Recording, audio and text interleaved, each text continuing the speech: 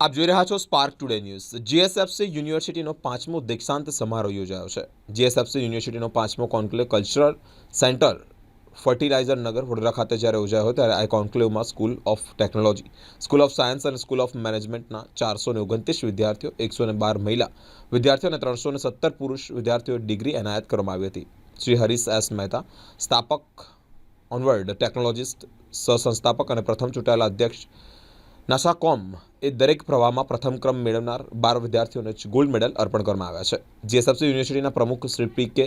તનેજાએ વિદ્યાર્થીઓને પદવીઓ પણ એનાયત કરી છે। मेरा नाम राधिका बख्शी है। मैंने BTech in fire and HSC किया हुआ है। तो आज मुझे जो गोल्ड मेडल मिल रहा है उसको सोच के ही मुझे एक्साइटमेंट काफ़ी हो रही है, काफ़ी अच्छा लग रहा है। इसके लिए मैं अपने पेरेंट्स, फैकल्टीज़ और जिन दोस्तों ने मेरा साथ दिया है इसमें इस जर्नी में, उनका मैं शुक्रिया अदा करना चाहूँगी। ये जर्नी आगे बढ़ रही है, किस तरह आगे बढ़ के और किस तरह करना चाहते हैं आपकी जर्नी में? वैसे कॉलेज की सहायता से काफ़ी अच्छा प्लेसमेंट मिला है मुझे। अभी मैं करंटली जिंदल 100 मुंद्रा में काम कर रही हूँ। तो वहाँ पे ईएचएस डिपार्टमेंट में ही मेरी नौकरी है। तो अभी वहीं पे काम में कम्प्लीटली अपना ध्यान देने का इरादा है। હું દીપ પટેલ મારું નામ છે।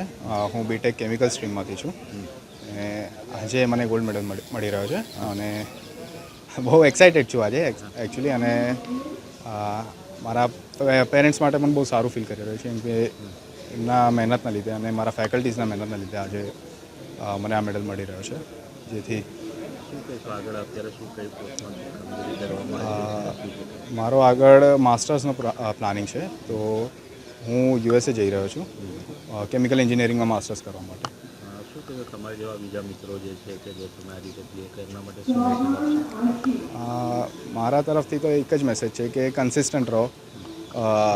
એક શેડ્યુલ પ્રોપર અગર ઇન કેસ ફોલો ના થાય તો પણ તમે રોજ એ ફોલો કરવાનું ટ્રાય કરો। એક ગોલ બનાવો જેને તમે રોજ ફોલો કરો, નાના નાના ગોલ્સ બનાવો અને એટ ધી એન્ડ તમને રિઝલ્ટ મળશે। ખાલી કન્સિસ્ટન્ટ રહેવું પડશે આના માટે।